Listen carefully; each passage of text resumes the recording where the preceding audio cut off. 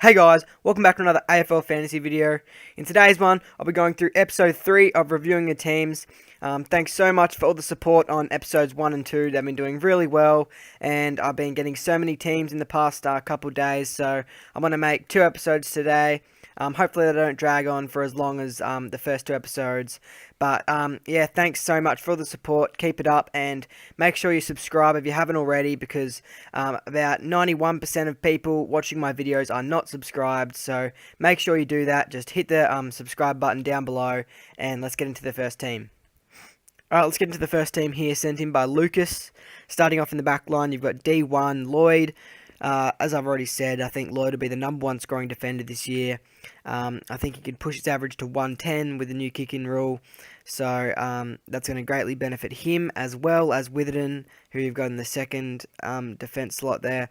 I think that with his natural progression, plus the kick-ins, I think he can lift his average to be in the top 3 or 4 defenders this year. Newman, I really like Newman. I'm starting to he's in my team currently now at D3 as well. I think that Newman, if he gets a really good fantasy-friendly role at the Blues, we've seen what he can do at the Swans, and his junior numbers are outstanding. So he's a bit of a pig, just like Tom Mitchell. He loves to get the ball. So I can see him really playing a role kind of like Laird, sort of really wanting to get the ball.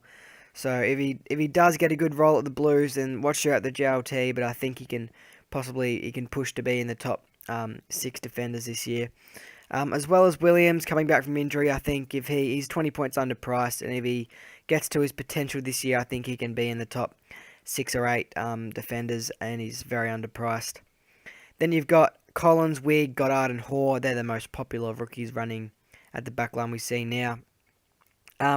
That back line is practically identical, apart from one of the rookies to mine. So yeah, that's a nice back line. Then you've got in the midfield, you've got Jack Macrae at M1. I've talked about him, how I don't think he's can lift his average from what he did last year, but I think he'll still be a very viable option, as he's a good captaincy option to have there, because he's going to hurt you some days with his monster scores he gets. But I just don't think I think there's more value in the midfield this year. So starting Macrae will set you back a lot of money. So just watch it at the JLT, because I think he will be starting to cop more attention from opposition taggers. They didn't really tag him much last year, but the impact he had, I think teams will start to tag him more this year. M2, you've got Cripper. I think he's underpriced for what he can do. I think he can go about 115 this year. Probably be in the top 2 or 3 midfielders, and I'm not really worried about him with the tag. I think he's shown that he can break through it, so he's very good. He's a very good player, and starting to be a very big fantasy beast as well. Matt Crouch at M3. He's consistent as ever. He'll probably be in my starting squad, just based on we know what we're going to get with him. So he's good to have there every week. You know what you're going to get with him. Then you got M4 Zach Merritt. I've talked about the speculation with his ankle, and the only good thing, there's only one thing I take about with that ankle thing, is the good thing is people are starting to jump off him. Now, that's really stupid if you guys are doing that. I don't think the ankle thing is going to set him back at all. I think throughout the JLT, if he gets games and he's playing like he was a couple years ago, he has to be a lock. Like, this man can go average 115 to 120, and what he's priced at, he can push to be in the top 5 midfielders. So he's just severely underpriced, and he's pretty much a must-have if he's getting games in JLT. At M5, you've got Dusty Martin. I'm not as bullish on him as other people are this preseason, but I can see why people are doing it. With the inclusion of Tom Lynch into Richmond's forward line, I think Dusty is going to play more mid-time than he did last year, but I just think he's going to produce numbers closer to his 2018 season than his 2017 season, because most people are thinking, oh, he's just going to go back to the 2017 season and average 110 again, but realistically, I see him averaging closer to what he did last year, and I think he'll average probably around 100. So he's not going to be in the top 8 to 10 midfielders, so I don't really see him as a good option at that price. Whereas players such as Adams or Redden could push to be in the top 8 midfielders, and they're around the same price as him. M6, we got Libba. Watch on him throughout the JLT, see what role he gets throughout with the doggies. I think that he's coming in priced at 392k. He's dirty cheap, and if he's playing healthy, he's looking healthy, and he's playing in the midfield, I think he's one of those guys you can't ignore at that price. And then you got Walsh, Bewley, Hind, and Constable as the rookies. Looking like a very vanilla kind of team so far. Let's get into the rucks. You've got Grundy, R1, and Jacobs at R2. I think Jacobs is a very good R2 option. He's underpriced, priced at 80. I think he can push up to 95 to 100 again this year. But we'll just have to wait and see if we get any other good R2 options, such as if we see that Dylan Clark is playing a sole ruck at Essendon, or if Darcy Fort is going to play for Geelong. So we'll just have to see with the R2 position. I think Source is a good option to have there now, or even someone like Gawn if we see that Bruce isn't playing. I think teams are going to try and scramble to get Gawney in, because Grundy and Gawn, I think they'll probably be the top 2 scoring rucks this year, but we're not sold on Gawn at the moment. We have to wait and see with the Bruce factor. Then you got Cameron and Edwards on the bench there. In the forward line, Danger. Everyone's got him. You have to have him. Like he's probably going to push to 110. We're just gifted that he's in our forward lines this year. Then we got Heaney. With Heaney, there's been some articles recently that he's going to get increased midfield time.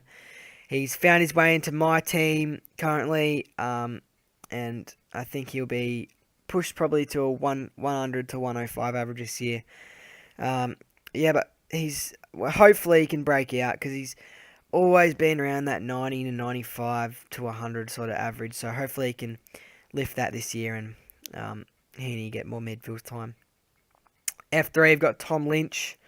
I'm really liking Tom Lynch. He's a good mid-priced option in the forward line. I do prefer Warple around his price. I think Warple he's going to get midfield time this year and push for an average of 90 to 100. But Lynch, I think he can go around 85. He'll have some big games at the Tigers, especially round 1. If you want to use him as that loophole option in round 1, I think he can. Against my Blues, he might score 15 goals, so you never know. He's one of those players. I've never been too keen on starting with key forwards, but this year I think Tom Lynch, at his price, there's a lot of merit for teams doing that. Then you've got Setterfield, Kavara, and Corbett, and then Burgess and McAdam. So you've got a really sort of vanilla team, apart from sort of the Lynch pick I see there, but the rest of the team is really vanilla. I think it'll go really well, and one of the best teams I've seen throughout doing my reviewing. So I'll have to give this an 8.5 out of 10. So thanks, Lucas, for sending in your team. This team here was sent in by Luke. So let's get into the back line. You got D1 Lloyd. I've already talked about him. The impact with the new kick-in rule, I think, will greatly benefit him, as well as your D2 Witherden. So they're looking like 2 more popular picks now. Then you've got Birchall and Williams as your 2 underpriced sort of guys that you think are going to lift their averages back up to what their potential is. You have to watch on Birchall. I don't think he's going to get early games, but we'll have to see how he's going. But if he does, at his price, he's another guy that you got to try and squeeze him in somehow. Then you've got Burgess and Collins as rookies on the field. I can see you've gone pretty shallow in the back line, so we'll have to see where you spent the money elsewhere. In the mids, you've got McRae at M1. I think that he'll be. I've already talked about him. I think he's a great currency option and everything. But maybe look elsewhere if you're strapped for cash. So you could improve one of the. You could go Birchall up to a Newman or someone like that for that extra cash that McRae is worth there. M2, you've got Neil. He's been playing really well in the pracky matches and that up at Brisbane. and there's been talk that he's going to have a really big role with Brisbane this year. But I don't see much like there's a lot of upside. Don't get me wrong, but I don't think he's going to lift his scoring back up to 110. I think um, his scoring will probably cap at about 105 to 107.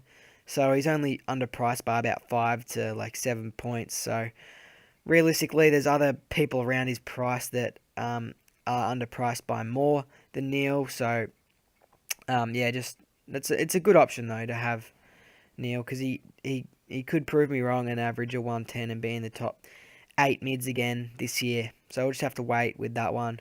Cripper, already talked about him. Great option. Then you've got Hanbury and Libba as your two underpriced guys there. Now, be careful with Hanbury. There's been reports that he's injured his hamstring again, so it pretty much crosses his name out on my preseason list. I don't think he's going to get any JLT games, so they said about 4 weeks out of training for him now.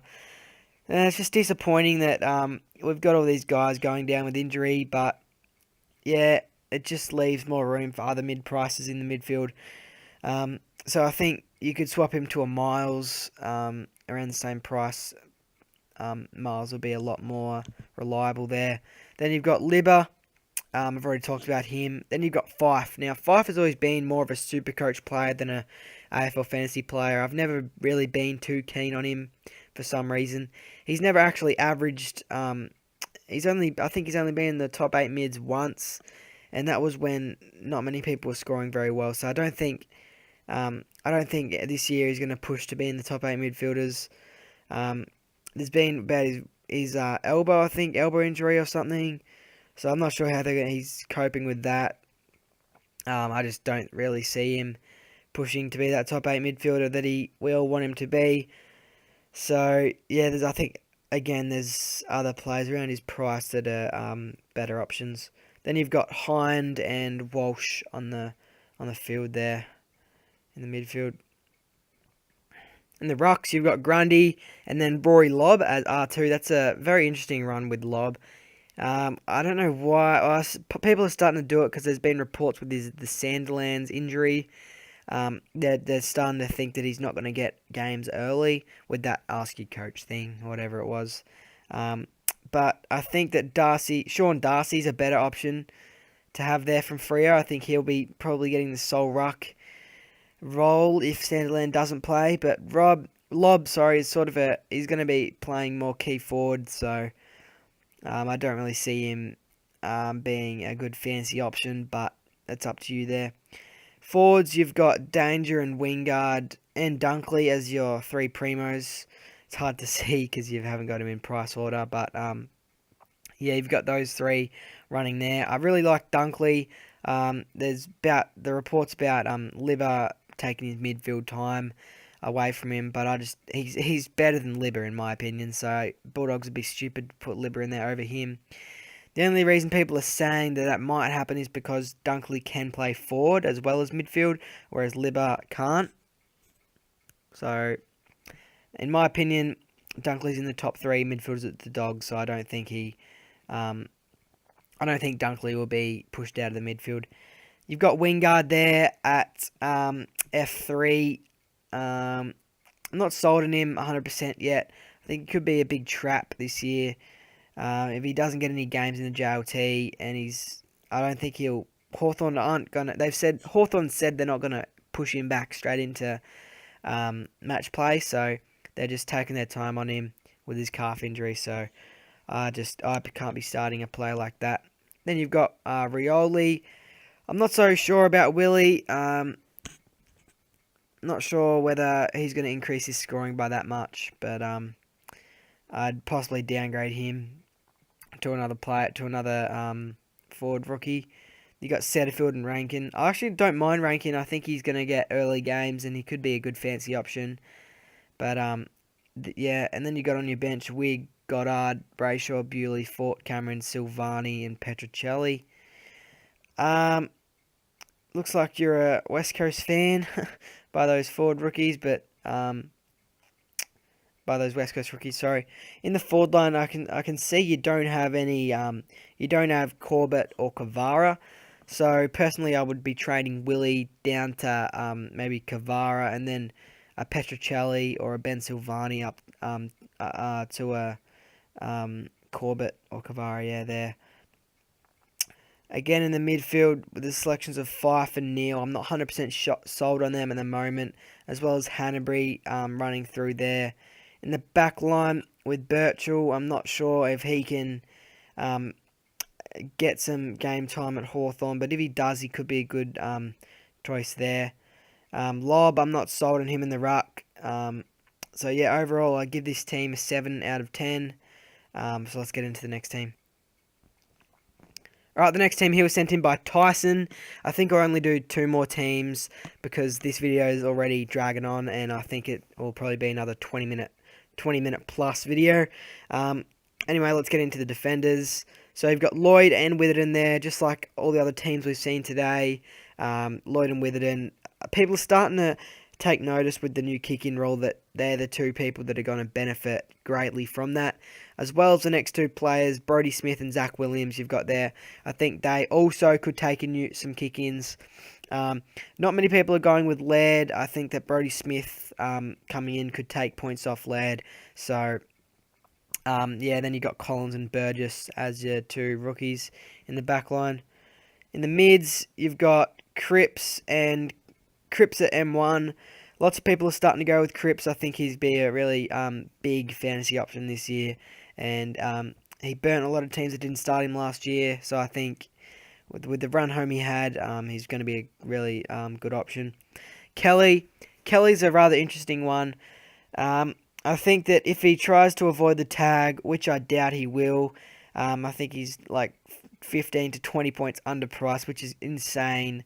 I think he can push for a 120 average, but I don't see it happening with because he's just such a great player. I think other teams are going to start to tag him a lot. So because if Kelly's influence gets taken away, then GWS are not a very strong. They're not easy to beat, but with Kelly's influence he has, he's such a big influence on games, and we've seen when GWS are winning games, Kelly is scoring really well. But when GWS are getting beaten, Kelly actually it didn't go over 100 last year in games that GWS lost. So if teams start to tag him more, I think it could be a worry for Kelly. But yeah, we'll just have to. He's sort of an upgrade target in my opinion. I can't really start with a guy that's got such a high risk like Kelly. M3, you've got Crouch there. I've talked about him already. I think he'll be very consistent this year. Then you've got Merritt and Adams as 2 sort of underpriced guys there. Merritt and Adams, back in the day, a couple of years ago, they were averaging 115 to 120. So, priced to what they both are, it's going to be crazy. And they're going to be both pretty much must-haves if they go back to that form. Adams, bit of a concern with the Pies midfield situation at the moment, but I think he'll be a starter in the midfield. I think it'll be probably him, Treloar, and maybe a Pendlebury in there. So it's going to be interesting to see how they go. Oh, and Beams as well. And then Sidebottom, I think, might get pushed out to a wing. Anyway, we'll have to wait and see with that one. Then you've got Miles. I've talked about him. I think he can push for an average of 90 plus moving to Gold Coast. I think they've talked about him getting greater responsibility, and he'll probably be one of the big leaders in the Gold Coast midfield. And then you got Walsh and Hind as the rookies on the field there.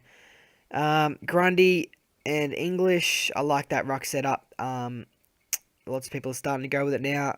English is still underpriced, still a bit of a point of difference, but lots of people are starting to jump on him.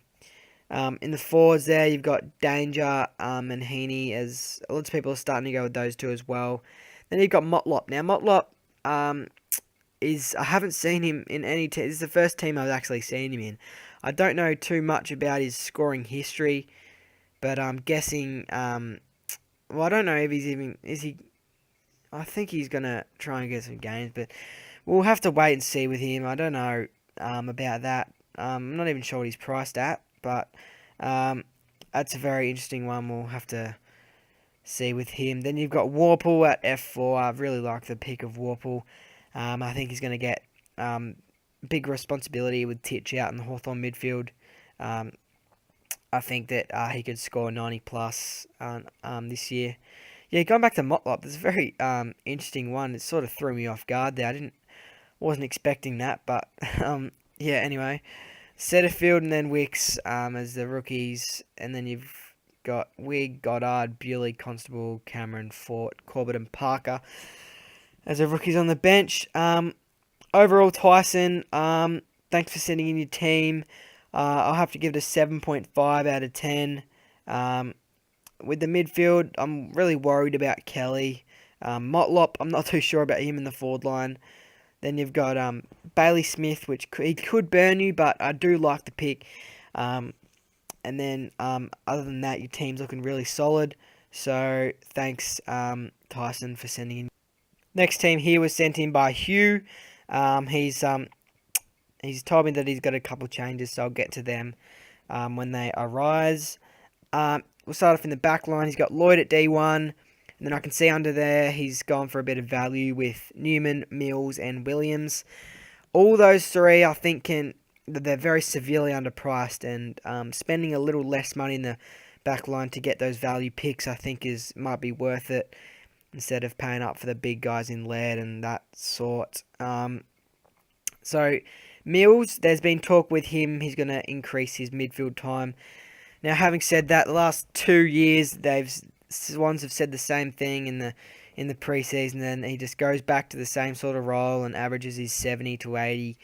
But yeah, I think if he does, and the rumours are true, and he does get more midfield time, I think he can push for a 90 to 100 average and could be pushed for that top 6 to 8 defenders. Talked about Newman and Williams already. I think they're good picks. Then you've got Collins and Hoare as the two rookies. In the midfield, you've got McRae and Cripps. I think they're really two big guys, but personally, I'd only probably start one of them.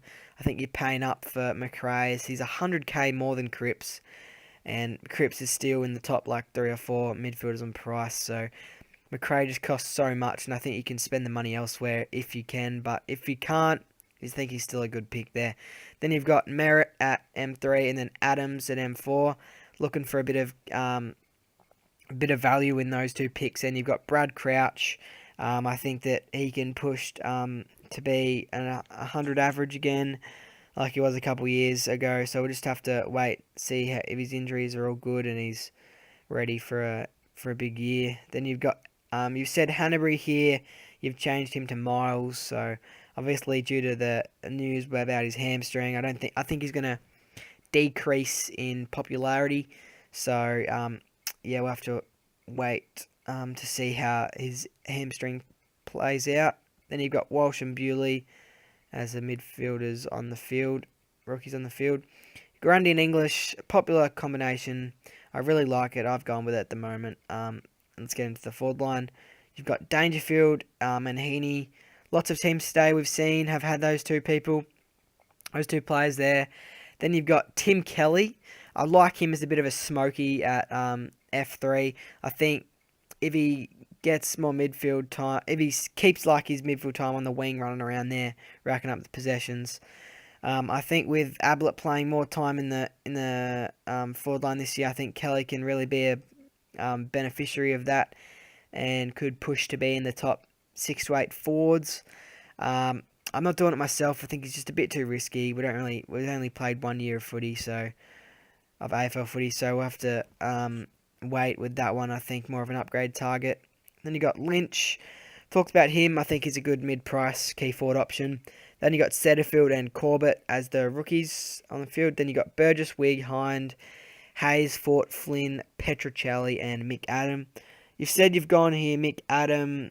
You've brought in Parker for him, and you've fielded Parker there, and you benched Corbett. So overall, thanks Hugh for sending in your team. I'd have to give it a 8 out of 10. I really like the fact you've gone trying to pick some breakout players in the back line, Newman, Wills, and Williams, and then in the forward line looking for value under Cripps and Merritt.